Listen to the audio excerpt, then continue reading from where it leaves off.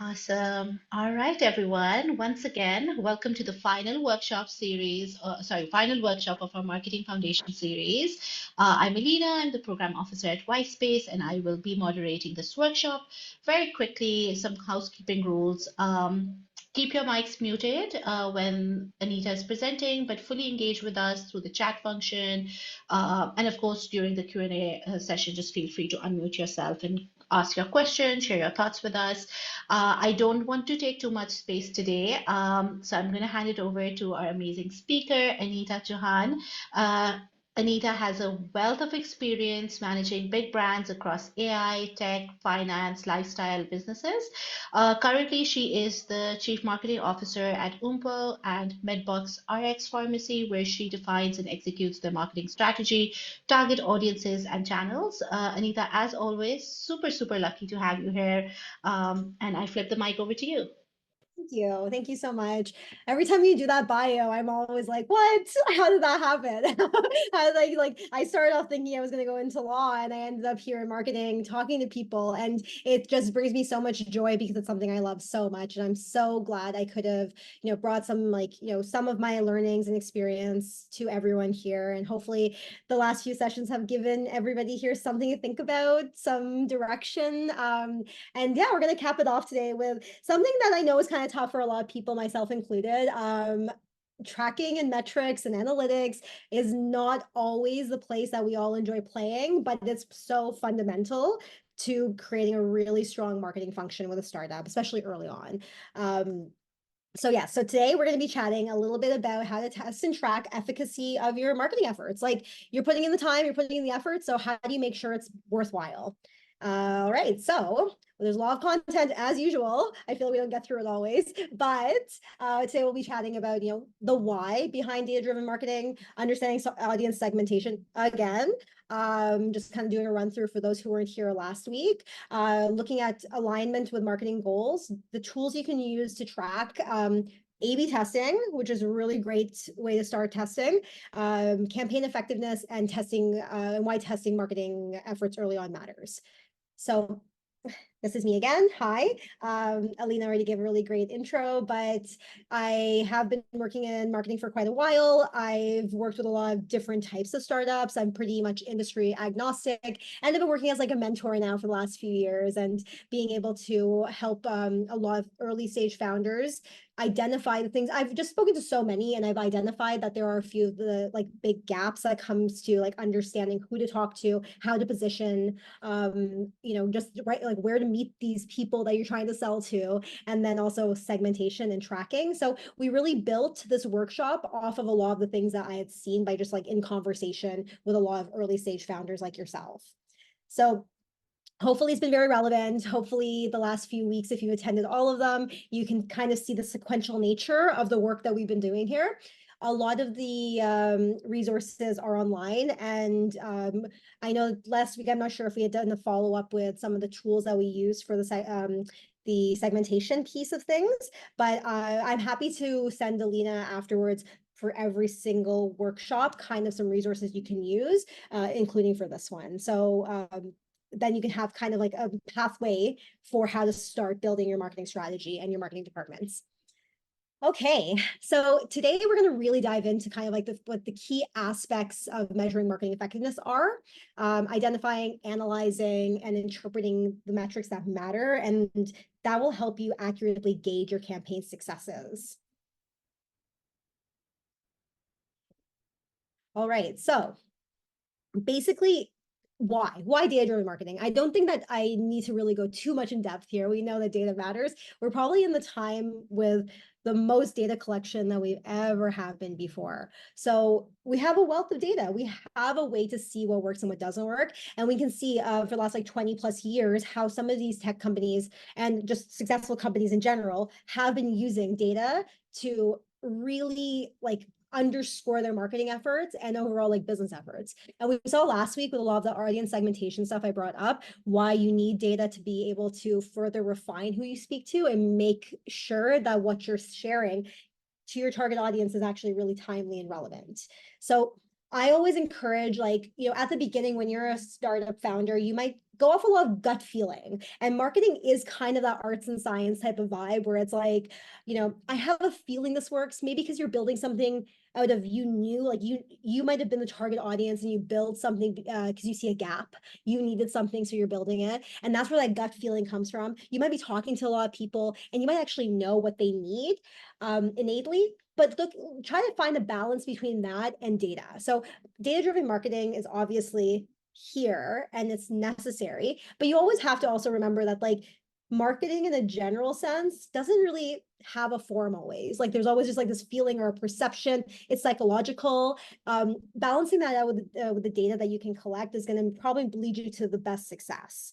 And as I see this quote here from the famous person Anonymous, marketing analytics provide a window into the minds of your customers. So you can like really, really supplement a lot of the work that you're doing by collecting the right analytics and interpreting them the right way. So I think that, you're in a privileged position right now as a startup because you're not as big as a big company. You can be adaptable and agile, and you can make a lot of like quick changes on the fly. So it's actually to your benefit that you learn and test now because you can figure out what works. It's going to keep changing as you grow, but it's a good place to be right now. So some of the benefits, I mean, we know hyper personalization is really great.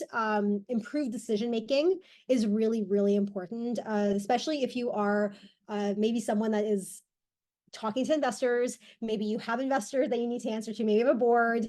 Maybe even just like trying to figure out yourself, like what decisions do I need to make and what data do I have to drive those decisions. Becoming marketing data driven as a marketer can help you really make sense of what you're putting out there in the world. So with access to real-time data, businesses can make really strong informed decisions quickly, and anyone that really uses data to their advantage can help what strategies are working, what not, and iterate quickly. So you also have the ability to have better like personalization, enhanced customer targeting when you have more data, which helps with segmentation, like we talked about last week. So tailoring that message, making sure that your positioning works and hitting home. I think like some of the best brands speak to me, and I'm sure you've all experienced that too, where it's like, I know I have this problem, and the brands that can speak specifically to that are the ones I tend towards and will spend money on. And so data can help you do that with your own brands. And of course, it's measurable, and you can always show that return on investment when you have data to underscore that. So data-driven marketing gives the ability to really measure the effectiveness of all of your marketing efforts in real time. So like things like tracking metrics like click-through rates, engagement levels, and even like conversions, just at a baseline, one of the most important things, conversions. Okay. Gathering data actually helps you with understanding your audience, like I mentioned. So how you connect with your audience really always comes down to how much you know about them. And how you interpret the data that you collect will make the difference in how you stand out against your competitors. And if you're actually speaking to that problem solution, it also is really great to understand kind of like what else are your customers looking for. If you're noticing like, there's a need in the market, you can even develop more product lines based off that if you're noticing that within the data and the storytelling that you build from that data. So it's a really great way to get that deep nuance to your customers. Also, it helps you be thoughtful about your resource allocation and your optimization. So by focusing on data, you as a startup can make sure your marketing is smart and directly contributes to your overall business goal, rather than just like throwing a bunch of things at the wall and hoping that it works. You can be targeted about how you do it. This is a thing I've noticed with talking to so many startup founders. It's like, we don't know where to start. We don't have enough money or resources. So you have to always have this in mind. And what little data you can gather now can actually help you with that in the future. And it just helps you make better decisions. So it can increase conversion rates. Those who adopt data-driven practices from the get-go can see a 5 to 8 times ROI on your marketing spend, really important for startups. Better customer targeting, like I mentioned, and it can actually improve your customer acquisition costs by as much as 50%. Like that's a crazy number, right? If you target the right audience at the right time with the right message through segmentation, which relies on data, you can keep them for longer and probably reduce your acquisition costs. And according to McKinsey Global Institute, data-driven organizations are not only 23 times more likely to acquire customers, they're also 6 times as likely to retain customers and 19 times more profitable. So data is a necessity, and I don't think I have to sell it any more beyond that, but it can really help enhance your effectiveness with your marketing. So it's not all sunshine and rainbows, though. There are some downsides as to anything. There, Sorry, Anita, sorry I'm interrupting. There is a question, and I thought it's best if you answer that right now so that Leila is able to follow along. What does it mean, data here? Like, what yeah, does data mean here? Yeah, thank you for flagging that. No problem. Feel free to interrupt me at any time. Leila, thanks for the question. So data in a general sense, like gathering customer data, information on your customers' behaviors, how they work with your brand, how they visit your website, just like any data points you can gather about your audience. So there's a bunch of different data points you can gather. So really, it's a very big grouping. We'll kind of go into depth as we get more into the different sections. But yes, surveys are a tool to get data. So the data that you collect through things like surveys, the data that you collect through conversions, people clicking on your social media profile, all of those are data points that you can use to fill out a bigger picture. I hope that makes sense. Awesome. Okay, so we'll get more clearer though, Layla, as well as we go through the talk. 1 second. Okay, so as I was saying, there are some downsides to data, just things to flag and be aware of for you before you start on your data journey. You have to understand that there's a lot of privacy concerns. As you're collecting a lot of data about your customers, you have to be aware that it's on you as a company to be thoughtful and ethical about how you manage that data. So there's a lot of privacy concerns around making sure that you're keeping that information, and we've all seen those horror stories, or maybe you've received an email where there's been a data breach. Those things that happen to bigger brands or even small brands, where they get targeted, maybe there's a breach, a password leak or something, that actually impacts your brand perception with people and may erode trust over time. So you want to be thoughtful about if you're collecting data, where it's kept. Is it in your CRM? Can you trust the CRM to keep it safe? All of these things are considerations as you're collecting data that you should keep in mind. Data also comes with inconsistencies. It's not perfect. Accuracy and quality is something that you have to consider. And there's a lot of inconsistencies and incomplete data that you might collect. So you have to take it with a grain of salt and build it as part of a bigger picture.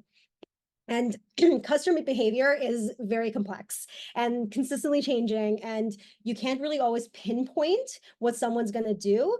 And it takes so many different variables to understand how humans operate. We're just complex creatures, and not two of us are the same, right? So the data unfortunately won't solve or answer how a human's going to behave. And because of that arts and science type of thing I mentioned with marketing, you have to balance it out and understand that you're not going to be like, it's not a silver bullet, let's say, to all your problems when it comes to marketing. So it can support assumptions and hypotheses that you have, but you have to develop and interpret a story through the data you collect. Also, there's just so much data out there. How do you choose what's good, what's not good? There's just a tendency to gather too much stuff as well, which would lead to overload. And I've been there.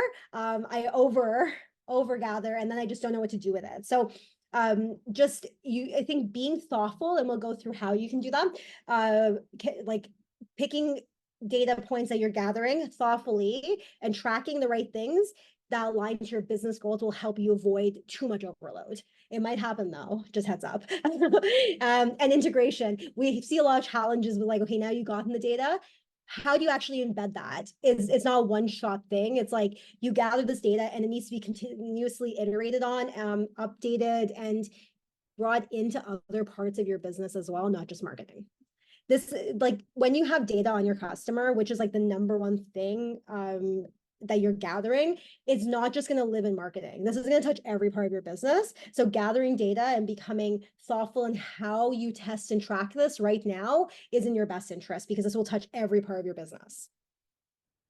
All right, so I'd love to hear from you. Can you share an example where a data-driven decision has significantly impacted a marketing outcome of yours, if you've done it, or maybe you've seen it in a past life? I'd love to hear any thoughts, even questions around gathering data.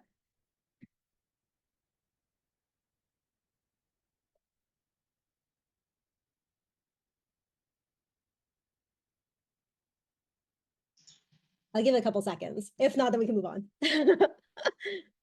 I think, If it's taking you time typing, you can also unmute and just share. yeah, just come out and talk. Come and say hi. Hello. Yes, I want to make some example and please share your opinion if it is correct or not. For example, the number of people who watch my website. So could you sing the last part of it? Again, I misheard you. Yes, the number of the visitor who reach out to my website, how many click on website and click on contact, one. Another, the number of potential client who are interested to talk to me, or for example, invite to me for the conference. It can be as a sign of the marketing validity or not. My question is, for example, they're interested to know more about my service or my product. Yeah, those are all really good data points to validate that maybe your message. So if people are coming to your website and contacting you, and that's your call to action, and you're leading them there, then that's a really good data point to validate that you are actually bringing the right people. If they're the right people, you're bringing the right people in and they're converting. So that's called a conversion then, right? Depending on whatever your goal is. And so they're actually doing the desired action that you want them to do, which is contacting you. So yes, so that means that you're doing something right then. So say that, and I think you had mentioned with restaurateurs, right? That's you work with, yeah, I remember. Okay, so then maybe what you're doing is at the very top of the funnel to get them all the way to your website to do that conversion. You're doing everything right to get them there because that's your goal. My website, it is consulting, not site, but I know we talked with each other in previous webinar, yes. Yeah. And the other thing, for example, if I apply for a grant, can be is a sign of the marketing, successful marketing if this grant is approved or the partnership with the company is approved. Can I consider as a sign of the market validation? Yeah, so I would think that's more of a secondary research data point versus a primary, because if I guess because you're not specifically with a grant speaking to a consumer, that's a consumer that would necessarily be someone that would convert, that you would market to, because the grant is being given by someone else who's regarding the information that you've given and then giving you the money based off of that. That's secondary, but it is a data point in the sense that maybe there's a marketing, like a bigger market trend that's being spoken to there for sure. So those are very, very much proof points. Yes. Okay. For example, if I participated in different events, public events, and they contact me and are interested to know more about my consultation or my product, can be, maybe it doesn't lead to successful collaboration, but the number of the people or company contact me, can I consider as a successful marketing? Okay. That could definitely be one data point for sure. Absolutely. Okay. Yeah, Thank you so much. no problem. I know sometimes it's hard to actually define it. So, but you're on the right track. And yes, Yasmin, we have just our content creation, so not much data, but we have Google Analytics data. How can you use that data? So we're going to talk about that. So we'll go through that. I have some information for you. It's a good question though, and especially if you're not data inclined, where do you start? Okay, so thank you for your questions. Keep popping them in the chat. Even raise your hand, and Alina can let me know. All right, so now that you kind of understand about data-driven marketing, we were just like intro here. Let's flow now more into, how do you tie in the work that you've done around your audience to segment better and use the data that you get from audience segmentation to fuel back into your marketing strategy. So we talked about this last week if you were here, but just a quick refresher for those who are here and just to tell the people that weren't there kind of a little bit more about it.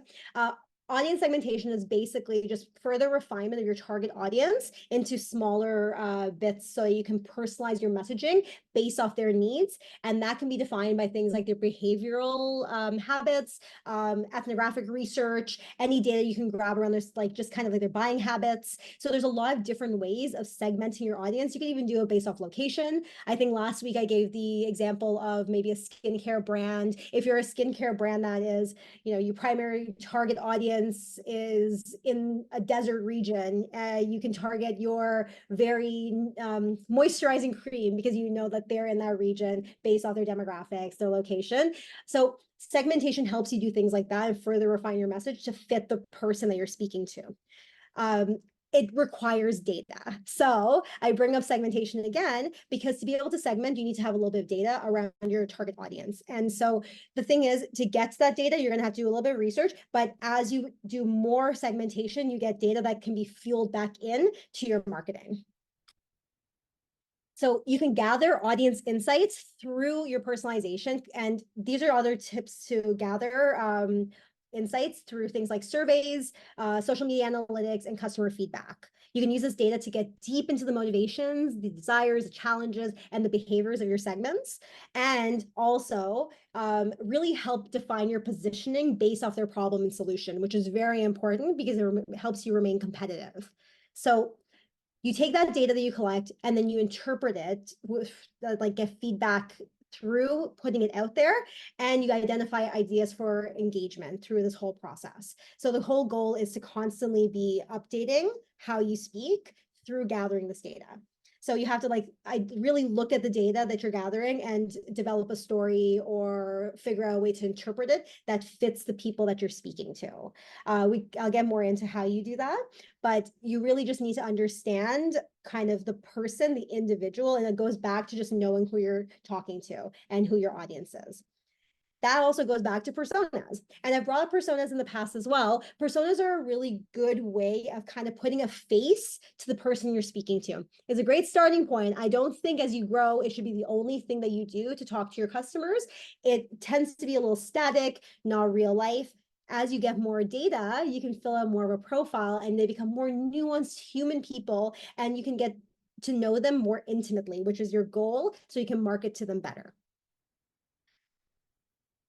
And then you take those insights, like I said, and you can reapply them to your marketing strategy over and over again. So use your personas, use the audience insights you grab to, guide your content creation, your marketing strategy, but also your product development and your customer experience design. It flows through every part of the company. And these tailored strategies help you ensure that you're speaking directly to the needs and desires of every single segment. It's the best thing you can do. So what are some unique ways you think audience segmentation could be used in your industry? As we go through, feel free to type in the chat if it comes to you. I'll keep going, but Alina, let me know if anyone types anything in. So feel free to share.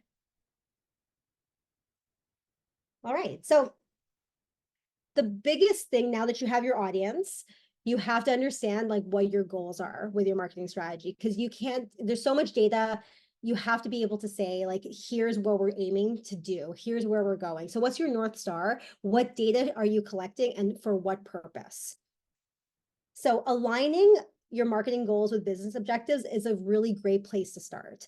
It's probably the best place to start when you don't know what to do. So identifying just an overall goal is probably the best step, and being clear on your KPIs. So key performance indicators. So every marketing goal that you create, and we'll define what marketing goal is in a second, should have a corresponding KPI, which we'll define further in a second as well. So whether your aim is to increase brand awareness, which could be your goal, or drive conversions, you have to select metrics or KPIs that would tell you whether or not you're performing in those areas. So make sure, though, that your marketing goals are specific and measurable, and they should drive your overall business goals. So some KPIs that you might have seen or heard before or might have not, these are typical ones for marketing, and they're the ones that most marketers will use and ones that you should, as a business owner, kind of have on your radar. So customer acquisition cost, or CAC is what we call it very fondly. This metric calculates the total cost of acquiring a customer. So this includes things like all of the money you spend on ads, even if you hire someone to do some freelance writing for you. Eventually, if you have a marketing department, that would factor into this cost as well. It's everything it takes, including sales, to acquire a customer. It could even be something like we pay monthly for a subscription to Canva. That can be put into your marketing costs as well. And then what you do is you basically, you can see overall how much time and energy it's taking you to bring in one person. And then we look at things like conversion rate, which is this KPI tracks the percentage of users who take a desired action, such as making a purchase, signing up for a newsletter, or downloading like a white paper, divided by the total number of visitors to your website or to the landing page. And customer lifetime value, or CLTV, is basically a way for you to, as a company, predict the total value your business can get from one individual customer over time throughout the whole business relationship. So understanding CLTV and in relation to CAC is really important. So it's like how to get one customer, that's your customer acquisition cost. How much does it cost to get that one person? And how much will they bring into your business over their entire journey with you? And if will they keep buying from you is a one-time purchase. So these two in relation to each other are going to be pretty important. So make sure to make a note of that, or when like have the deck, because these two things are something to just keep in mind. Also, these are very, very good metrics to start with. There's other ones you can start with too, but they tend to be a little bit more vanity metrics. And when I say vanity, they speak to something you're doing, something like let's say a vanity metric could be something like on social media, like it's a like, it's a comment, it's a share, maybe there's followers, but it doesn't really tell you if you're achieving your business goals through engagement or anything. It's just something that kind of exists and gives you a thumbs up on what you're doing, but doesn't actually show you if you're providing value or if you're getting conversions. So vanity metrics can exist maybe at the beginning as a data point for you to use if you have nothing else, but eventually you want to graduate to figuring out these ones a little bit more. Focusing on these metrics will give you a deeper look for your overall business goals. And to build those bigger goals, so now that you know some KPIs, the bigger goals, I always recommend using a SMART goal breakdown. So the criteria of a SMART goal, SMART, is specific, measurable, achievable or actionable, aspirational, relevant, and time-bound. So let's take a look at some examples of those. So let's say that your goal is to reach new audiences or new demographics. Here's a little look at how you could break that down. So in the next 6 months, we will raise awareness and engagement for our brand amongst Gen Z audiences. So already you know, time bound, what you want to do, and which audiences. We can achieve this, so measurable 60% increase by building customer personas, running targeted ads on social media, and collaborating with 2 to 3 influencers on TikTok and Instagram, where the target audience likes to hang out. So within that goal, we have all the SMART criteria broken down. So let's go a little bit deeper. So it's specific. You want to reach and connect with potential buyers belonging to the Gen Z demographic using personas, influencer marketing, and social media ads on Instagram and TikTok. It's measurable. You know that you want to get brand awareness within that target group up 60%. It's achievable and aspirational because reaching new customer segments will give the business more opportunities to convert, maybe open up a new target audience, and learnings, tons of learnings. And it's realistic and relevant. So you can define this however, but in this case, it was combing through case studies and campaign reports from similar brands, we determined we could realistically achieve this goal with our budget and resources. So you're contextualizing it within your framework for the realistic and relevant part, and timely, within 6 months. So this is just an example of how you can create your own SMART goals based off of your own business objectives. So when you're breaking down, when you're first starting off, you're building a campaign, I would recommend writing one of these out and being very clear and keeping this kind of as your North Star. Let's take a look at a couple others. So drive more click-throughs on paid ads, which is something you might already be contending with right now. So the SMART goal is by the end of next quarter, we will boost clicks on our Facebook and Google ads up by 15%, measurable. We can do this by writing compelling copy, incorporating high quality visuals, sharpening our CTA, and A/B testing different ad variations. So you're very specific in that you want a 15% increase through click-through rates. Super simple through these specific ad platforms that you're on. You're going to do this by updating X, Y, and Z, copy, content, visuals. It's measurable because you have a number to it. The achievable aspirational part of it is that improving the CTR and paid ads will lead ostensibly to lead generation and conversions. And realistic and relevant for this one, it's contextualized in the sense that we boosted ad clicks 10% in the past by using similar tactics. So we know as an indicator that this could happen for us if we do it in this wider scale. And it's timely, 3 months from now. And here's another one, grow brand awareness again, but this is from a content perspective, so you can get an idea of this one a little different from the first one. So in 6 months, we will boost our social media following, reach, and engagement by 50%. This is actually one that I wrote and used for some of when I worked at FinTech too. So the goal was to get more content to become experts and thought leaders in the space and piggyback off of other thought leaders to grow our content and video offerings for educational purposes. So it was a content marketing play within the brand awareness branch. So we wanted to boost our social media following, reach, and engagement by 50%. And we wanted to create educational interview style blogs and video content. So we started to weekly talk to people about their money habits and share those posts across all our social media channels. And really make it focused within that grouping. It was measurable, and our goal was a 50% increase in post reach, views, and follower and subscribe counts and social shares. Achievable and aspirational. Oh, hi, Sarah. Okay, thanks. Thanks for joining.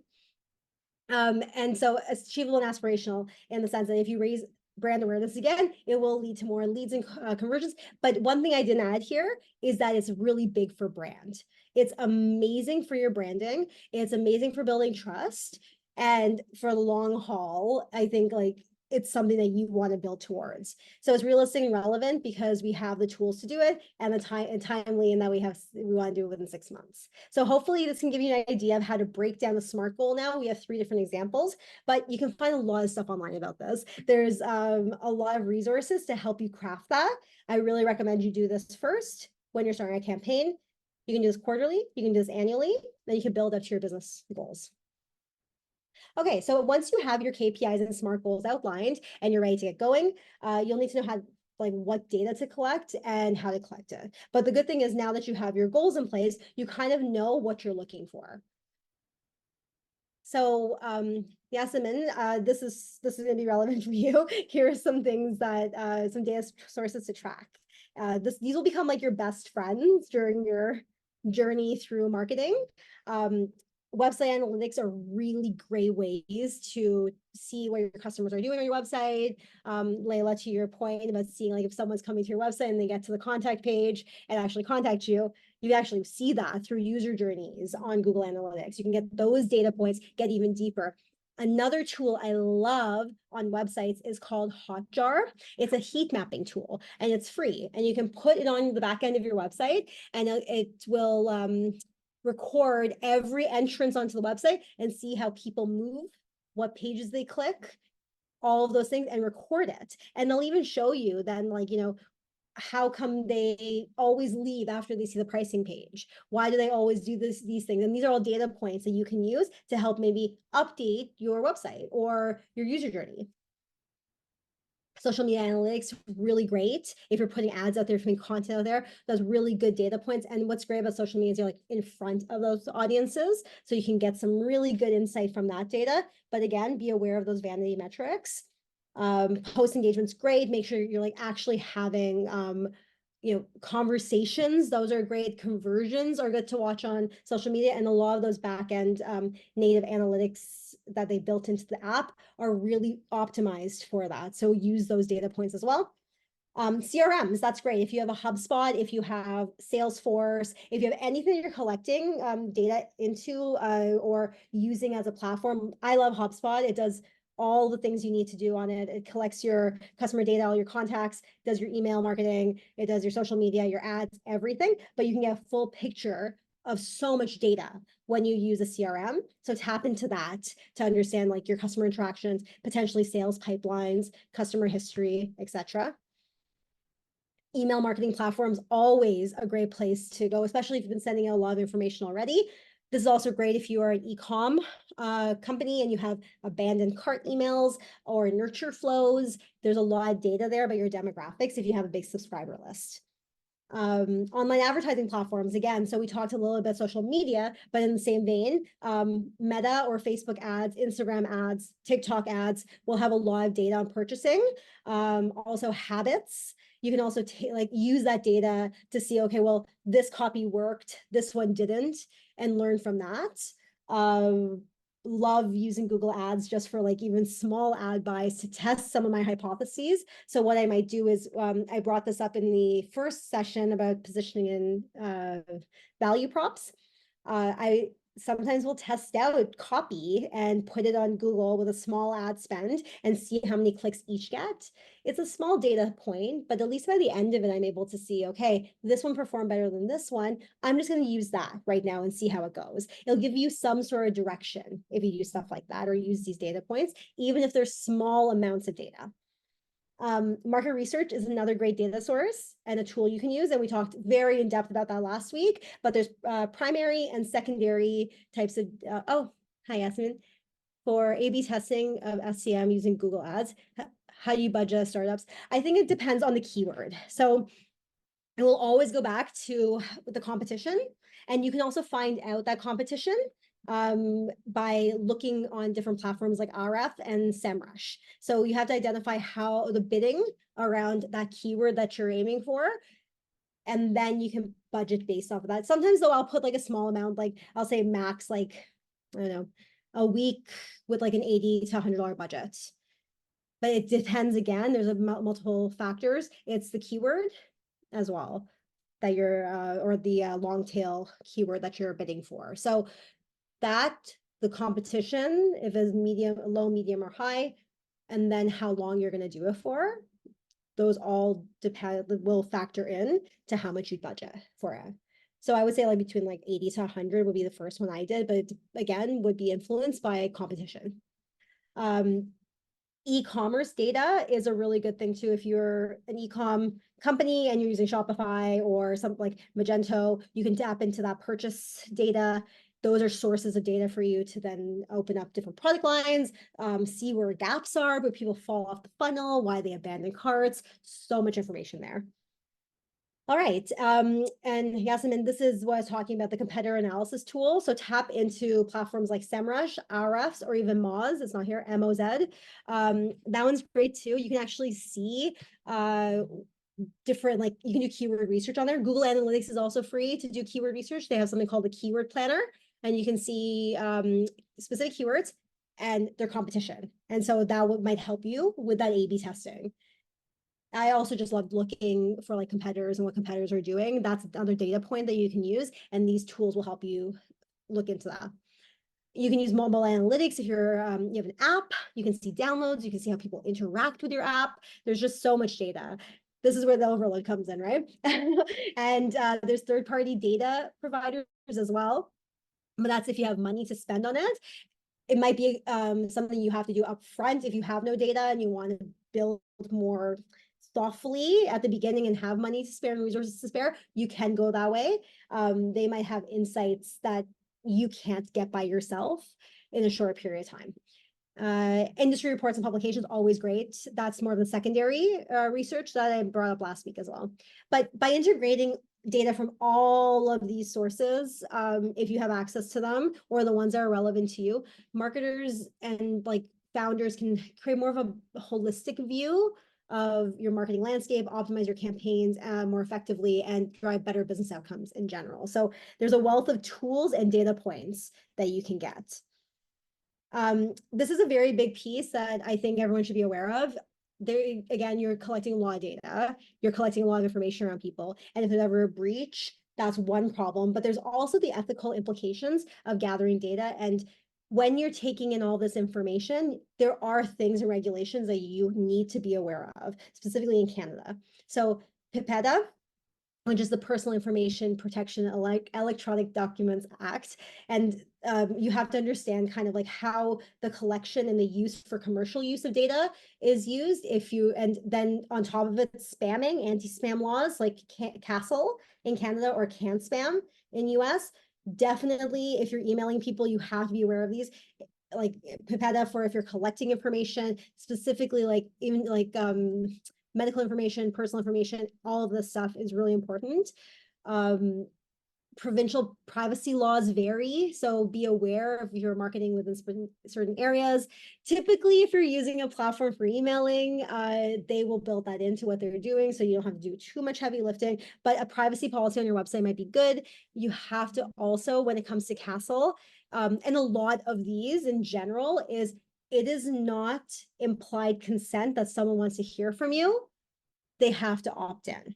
So it's in your best interest if you don't want to be fined through certain acts or be flagged as like spam and then eventually not be able to reach your customers or have your trust eroded, you have to have them opt in to any marketing things that you do. So if you're using a platform like HubSpot, MailChimp, Constant Contact, for email marketing, they will push you to do that so you don't have to think about it, but you have to make sure that there's an unsubscribe, that there's an ability for people to get out of the emails that they don't want to be in, because that is actually, if you don't have an unsubscribe button, it is in violation. So also be ethical about the data you're collecting and also maintain transparency. I unfortunately worked at a place where we collected a lot of very private personal health information, and we didn't have a really great culture around keeping that private information like within ourselves. They would talk about it amongst themselves afterwards, and that just doesn't create a good culture and a good brand in how we protect and take care of our customers. So be ethical, be transparent, and be thoughtful, and build your organization around those things. Regular audits also, build them in, not just a one and done, and these things change over time. The like different laws will change, obviously. And again, just build that culture of respect in your company around these things. You have a lot of information around people and their individual, like maybe their journeys, their purchases, all of these things. So being mindful of that is going to be really great, especially if your brand value and mission cares about stuff like that. You always want to do right by those throughout your whole organization. Okay, so integrating these data points and tools into your workflow can feel overwhelming. Automation can really help. Creating real-time dashboards so you don't have to go seeking the information. And creating regular reports can help you have them top of mind. Put this information in your face, eat, sleep, and breathe it. Having an understanding of how much it costs to acquire a customer, understanding churn, all of these metrics for business and for marketing are really important to have in a place where you can go and check every single day. It's one of the first things I do for the companies I work with, where I look at our data, I look at our analytics, and then I see changes day over day, because you just kind of have to be in it all the time to know it and to understand what's working, what's not working. You have a dashboard in your CRM if you have a CRM. One company that I worked with, we created a dashboard and put it on the screen and had it in our office, and it was massive and we could not avoid it. But we always knew what was going on with the company. It was almost like our lifeline. And so again, the key metrics I would suggest from a marketing perspective, but that build into your company, are lifetime value, LTV, so customer lifetime value, CAC, customer acquisition costs, conversion rates, ROAS, which I didn't mention. So it's ROAS, which is return on ad spend. So if you're doing advertising, you might want to see what the return on that is. And also it's just in a general sense, like churn. Leads could be one from the top of the funnel, but like churn, like when someone leaves, like what's that rate? Having that top of mind also always matters. But there's so many metrics you can track. Just pick the ones that are relevant to your company. So taking all of those data points will help you build a better strategy and make data-driven decisions. And really, really look beyond surface level metrics, create a story, analyze patterns over time, having that data in front of you, looking at it often. I know for me, I wasn't always a data-driven marketer. I still think I'm more on the feely side of marketing than the hard numbers, but I've had to learn. And one thing that really helps me is I tend to try to avoid it because I don't love it. Having it in front of me has always helped me. It helps educate me. It helps me see what matters. And I would really recommend that for everybody, because if it's something that's just like not natural to you, you kind of have to live in it to be okay with it. Also, understand the difference between different metrics. So you might have metrics that are relevant to your content or to your campaigns, which are things like those more vanity ones, so like views, shares, comments, versus overall like brand and business goals. So keeping that in mind, so brand and business goals would be things like reach, awareness, click-throughs, conversions, all of those things. So there's a difference in those and building stories around them, and then segmenting within that data, building that story for each of those segmentations, really important. And again, building a culture of learning, improvement, and being ethical in how you do it, but it's going to be constantly a moving target.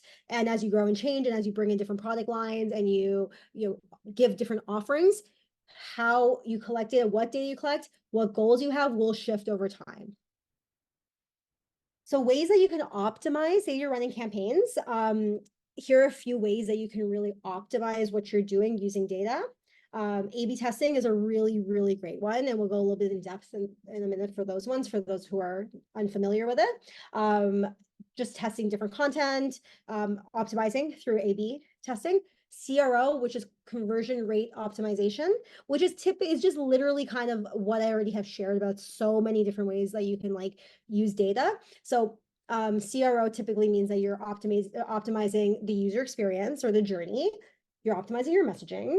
You're using personas to influence the work you're doing to understand your customers better. You're optimizing based on hard data.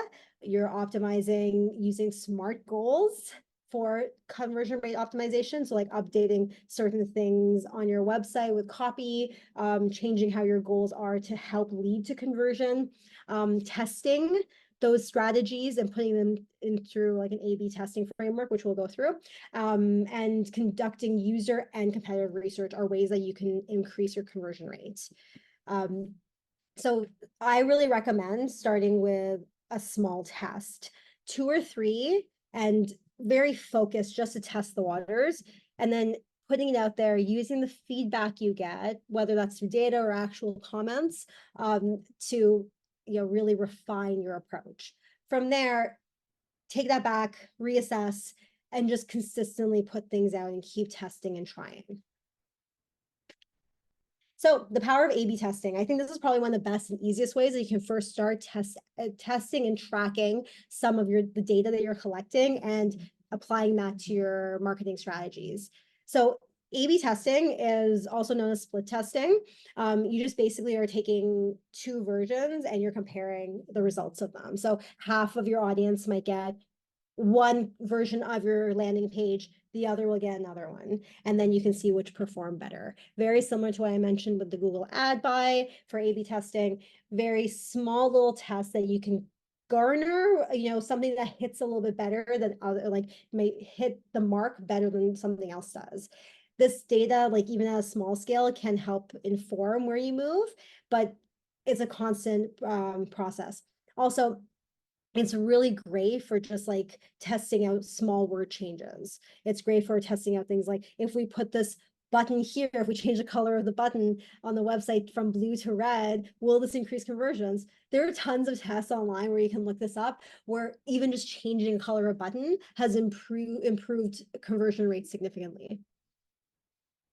So to design an A/B test, you have to start with a clear hypothesis. So for example, we believe that if we change our hero image button call to action from a blue to a red, it'll increase conversion by 10%. That is like very similar to what we talked about with the SMART goals. You really are very clear, specific, it's measurable. The 10% is the measurable, what change you're making. and then time bound it. This is very important for A/B tests. You have to keep it contained, and you can only do one variable change at a time. Don't do several because you're not going to know what works. So while you change the color of the button, you can't also change the copy on the website because you're not going to be able to discern what's working and what has impacted the change if there is a change. So once you have the hypothesis and you've chosen the one variable, you launch to a segment of that audience. Like 10% of all people coming to your website will receive this version of your A/B test, while the other will have the regular version. So you can decide that. There are tools that allow you to do that. There used to be a tool called Google Optimize, but I think they've sunsetted that recently. Now Optimizely is a good option for you to use. Okay, applying A/B testing insights. So once you have that data, then you can actually like say, okay, yep, we see it's very clear, this one worked better than the other, and then go from there to actually build for the future. Yasemin, let's see your question. If we're doing an A/B test for title tags to see what works best for SEO, what would you recommend as a timeline we should watch the data? We recently updated our title tag. Interesting. Yeah, so it's really also with SEO, it's kind of a mixed bag. I don't even know a really good timeline. It might take a long time to see that over time to see what works and what doesn't work when it comes to SEO based things. I guess I would probably give it 2 to 3 months, but I can't even guarantee that. It depends on the AI. And I know sometimes with like, they have different AIs that have like a learning backend for some of these platforms where it takes time for it to be educated on the information that you've given. And then also on top of everything else as part of the domain authority that Google's factoring in, your ranking might change accordingly to that. So depending on when Google's robots crawl your website, the change should be significant, like immediate, like you said, change the next day. But I don't know how you can necessarily test within that. I would give it a minimum of a month-ish, but I don't know if that's the right approach for title tags specifically. This would be something I would do for keywords mostly. Okay, so we only have a few minutes left. And again, we have quite a few slides with some actionable advice at the end of it, which we'll send afterwards. But I'm happy to field more questions if anyone wants to come off mute and chat about it, or we can dive in just really quickly to go through the analyzing campaign effectiveness section. So I'll continue on, and if you have a question, just please jump in. So how are you able to take all of the data and run a campaign and see if it's actually effective early on? Before diving into the data, you have to have those clear objectives. Make sure you have your SMART goals set out. The clarity will guide your analysis.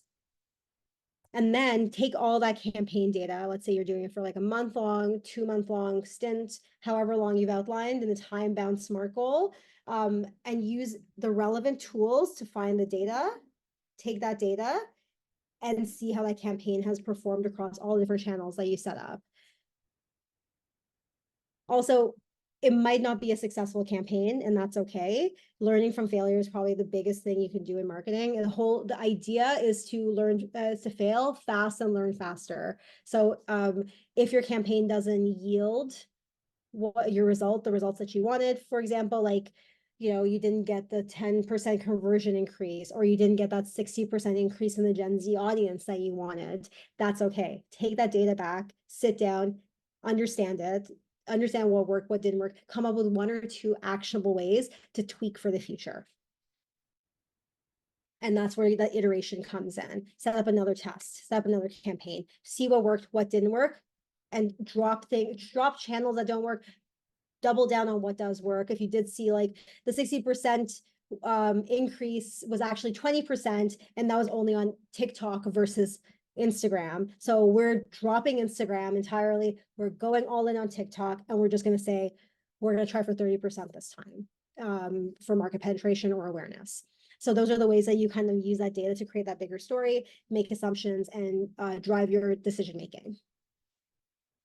And just be agile. I think that's the biggest thing. Building an agile team to fail fast and learn faster is going to be in your best interest, specifically as you're learning, taking in all these data points and navigating the space. There's a lot to think about, obviously, when you get here, but just even small little tests and tracking can make all the difference in how you move forward and allocate your resources and your time. So that the culture of like flexibility and innovation should run through all the people on your team, within yourself, and anyone that you hire ongoing. So really encouraging experimentation and risk taking. It might seem moot at this point as an early stage, but building that in can mean so much in the long run. I can tell you the amount of CEOs I've worked with that don't have this in place because they haven't had to think about it. And the risk-taking aspect of things may be foreign to them, but getting comfortable with it now will mean so much in the future. And I think some of the best brands take risks. And really do want to try new things. And as technology evolves and marketing channels change, you want to be flexible and agile enough to take risks on new things so you can be where your audiences are. All right, so testing marketing efforts for startups: fail quick and learn fast, as I mentioned. Test early, just like continually like run tests, gather data, make assumptions, hypothesis, and get messy. I think like have fun with it. Implement small scale tests before jumping into big ones. I think that's like dipping your toe in is really important. Feel comfortable with what you're doing before you dive in fully. Develop a testing framework. So I typically only do 2 to 3 tests at one time on different channels based on different goals. And you can do this, use A/B testing to compare different versions of content, like I mentioned. You can do it for email campaigns, landing pages, ads. There's like really good small scale things that you can do. Get comfortable, build a testing framework with a feedback loop so you know that the data that you're getting is actually going to be used and measured somehow. And be quick with your experimentation. Make sure that you're testing, learning, and dropping things that don't work. And just, yeah, analyze for future learnings, as I mentioned earlier, and continue to just be okay with failing. I think the resilience part, I just want to hammer that home one more time. It's, testing early and frequently. It's not just about allocation of resources. It's about creating a competitive edge for your brand. All right. The only way to win is to learn faster than anybody else. By the way, this is a really great book. If you haven't read it, I'd really recommend it for so many startup leaders. Really great read. But that's it. You have to fail, you have to learn, and you have to keep going. So this quote just really highlights the critical importance of speed and experimentation.